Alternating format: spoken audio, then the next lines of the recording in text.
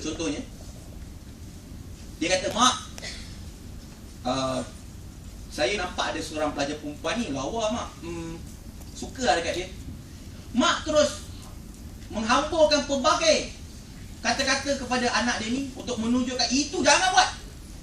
Anak awal-awal dah kena macam tu, so dia dah rasa benda tu tak boleh sembang dengan mak ayah, maka dia pun pergi buat kepala migi. Betul tak betul? Banyak benda ni, situasi ni banyak. Kenapa? Bila saya tanya, ramai orang tanya saya masalah cinta mereka, masalah mereka dengan boyfriend, masalah mereka dengan girlfriend, masalah dengan tunang mereka. Saya cakap satu soalan, kenapa tak sembang dengan mak ayah kamu hal ni? Jawapan mereka adalah, mak ayah tak suka sembang benda ni, dia tak nak dengar. Kalau bagi pada saya, kalau mak ayah faham definisi cinta yang sebenarnya, akan saya terangkan sekejap lagi. Mak dia akan bersyukur anak dia tanya mak dia, cakap benda-benda tu kat mak dia, kat ayah. Kerana at least mak ayah masih dirujuk. Bayangkan hari ni remaja dia tak nak rujuk mak ayah, dia rujuk kat siapa? Saya nak tanya. Dia rujuk kat movie Hollywood, movie Korea, Jepun, bagi bercinta ya. Dan kawan-kawan yang sama kepala dengan dia. Aku jatuh cinta lah kat dia tu. Apa lagi? Ngorak lah. Dia memang selalu lalu kat jalan ni. Kau tunggu dekat situ. Nampak tak? Nampak tak bila ibu bapa tak berfungsi? Kerana apa? Kerana ibu bapa nampak cinta ni merosakkan. Maka kalau anak dia dah mula tanya pasal cinta, dia akan cepat-cepat cakap macam-macam. Baik anak dia tak tanya dah dia pada benda-benda. Dia akan cakap pasal, kau nak bagi anak orang makan apa? Hanya nak kata yang pergi belajar tu. Dan sampai tahap nombor 3, impak dia, muncullah pendapat-pendapat cinta yang sempit. Seterusnya menunjukkan Islam itu sangat sempit. Dan akhirnya menunjukkan membuatkan orang jauh daripada Islam. Contohnya mudah. Orang kata cinta sebelum nikah haram. Maka bila bayangkan cinta fitrah kepada manusia dikatakan haram, maka manusia akan mula rasa, agama apakah ini? Agama apakah ini? Betul tak betul? Akhirnya orang akan lari pergi cari pendapat-pendapat yang lain yang jauh lebih merosakkan. Ada juga orang terlalu orang kata apa, longgar sampai dia kata couple pun tak apa, couple boleh. Nampak tak? Orang akan pergi pada pendapat-pendapat yang ni apabila kita keluarkan pendapat yang terlalu keras. Sedangkan pendapat ni sebenarnya berada di tengah-tengah. Kerana cinta itu fitrah. Saya akan terangkan lepas ni. Saya masuk pada poin saya yang seterusnya, definisi cinta. Ini antara sebab kenapa saya dijemput di sinilah.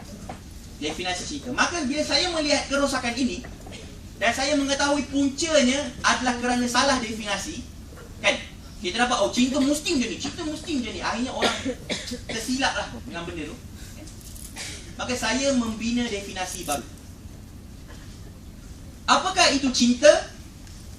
Bila ditanya pada saya, apakah itu cinta? Maka definisi saya adalah, cinta mesti hendak bersama ke syurga. Apa-apa yang membawa ke neraka Allah, itu bukan cinta namanya. Itu bila kita sebut perkataan cinta tu, maksud dia yang, dia tak ada maksud yang lain pada pendapat saya. Cinta yang sebenar lah. Cinta ada banyak. Cinta buta dah sasar bukannya tu. Okay? Cinta monyet lagi lah jauh kan. Cinta yang sebenar. Cinta yang sebenar itu apa? Cinta yang sebenar itu mesti hendak ke syurga Allah Ta'ala. Apa-apa yang membawa ke neraka Allah Ta'ala, itu bukan cinta. Walaupun sejuta kali berbuih mulut dia cakap, I love you, I love you, I love you. Bayangkan saya cakap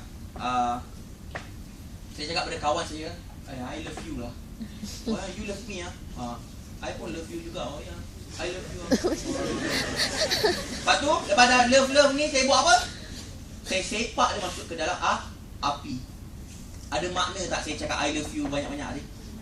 Tak ada makna. Samalah macam mana tak ada maknanya pasangan yang cakap I love you, percayalah you lah intan payung I dan sebagainya, tapi kita buat maksiat dengan dia. Kita pegang tangan dia walaupun dia bukan suami kita. Kita pegang tangan dia walaupun dia bukan isteri kita. Kita habiskan duit membazir atas sebab dia. Kita tinggalkan agama kita kerana dia. Kita bermaksiat kepada Allah Ta'ala kerana dia. Tidakkah itu sama saja macam I love you, tapi kita campak dia masuk neraka? Percintaan kita berdiri atas keingkaran pada Allah Ta'ala. Maka apa maknanya cinta? Kenapa kita kata Rasulullah SAW sangat mengasihi kita? Kita nak tanya, kita balik semula pada benda ni. Kenapa kita kata Rasulullah SAW sangat mencintai umat dia? Kenapa? Adakah kerana Rasulullah bagi duit pada kita? Adakah kerana Rasulullah janjikan kita rumah yang besar? Tidak. Kerana apa kita kata Rasulullah cinta pada kita? Kerana Rasulullah SAW berusaha bersungguh-sungguh bahawa kita semua ini ke syurga Allah Taala. Rasulullah menangis bila tahu umat dia yang belakang-belakang ni banyak buat kerosakan. Rasulullah bahkan mengangkat darjat umat dia yang sama sekarang, yang tak nampak dia tapi masih berjuang untuk menegakkan perjuangan dia. Rasulullah angkat mereka ni sampai Rasulullah kata mereka adalah ikhwan. Rasulullah anggap mereka ni macam saudara-saudara. Maka sahabat bertanya, siapakah ikhwanku ya Rasulullah? Siapakah ikhwanmu ya Rasulullah? Adakah kami?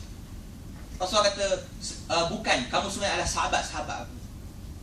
Maka sahabat dia ni, siapa yang jadi ikhwan Nabi ni? Kerana Nabi kata mereka adalah orang yang muncul selepas aku dan tidak melihat aku, tetapi mereka tetap berjuang menegakkan perjuangan yang aku. Jadi kita lah ikhwan-ikhwan dia kalau kita buat kerja Rasulullah SAW. Begitu cintanya Nabi. Kenapa kita kata dia cinta pada kita? Dia keluar dating dengan kita ke? Tidak, kerana dia bawa kita ke syurga Allah SWT dan cuba selamatkan kita daripada neraka Allah SWT. Kerana itu kita kata Nabi cinta pada kita. Maka maksud cinta yang sebenar adalah mesti nak ke syurga Allah Ta'ala. Dan apa-apa saja yang ke neraka Allah Ta'ala, itu bukan cinta. Maka bila ada orang mengorak kamu dengan cara yang tidak syarak, orang dekati kamu dengan cara yang tidak syarak, orang bercinta dengan kamu dengan cara yang tidak syarak, yang membawa kepada maksiat, yang membuka kepada fitnah, yang melondehkan maruah kamu, yang menjauhkan kamu daripada Allah Ta'ala, maka dia bagilah emas satu gunung pun nak menunjukkan itulah cinta dia. Itu tetap bukan cinta. Jangan kata saya sembarangan apabila mengeluarkan definisi ini. Kerana saya mengambil daripada Al-Quran surah Ali Imran ayat 185. Apabila Allah mendefinisikan apakah dia itu berjaya, Allah kata, a'udzubillahi minasyaitonirrajim, faman zuhziha 'anil nar wa udkhilal jannah faqad faz. Barang siapa yang diselamatkan daripada neraka dan dimasukkan ke dalam syurga, maka sesungguhnya dia telah berjaya. Dalam ayat yang lain Allah kata, la yastawi ashabal jannah wa ashabun nar wa ashabul jannah, ashabul jannati humul faizun. Allah kata tak sama orang ahli-ahli neraka dan ahli-ahli syurga. Allah kata ahli-ahli syurga itulah orang-orang yang berjaya. Dekat sini betapa kita lihat definisi kejayaan di dalam Islam adalah selamat daripada neraka dan masuk ke dalam syurga. Allah tak sebut dalam Al-Quran 4 flat, Allah tak sebut rumah besar, Allah tak sebut pangkat yang tinggi, Allah tak sebut rupa yang cantik, Allah tak sebut rupa yang kacak dan sebagainya. Kenapa? Kalau itu semua yang kita kejar, maka kita akan kejar dengan cara-cara yang tidak syarak. Orang boleh dapat 4 flat dengan meniru, betul tak betul?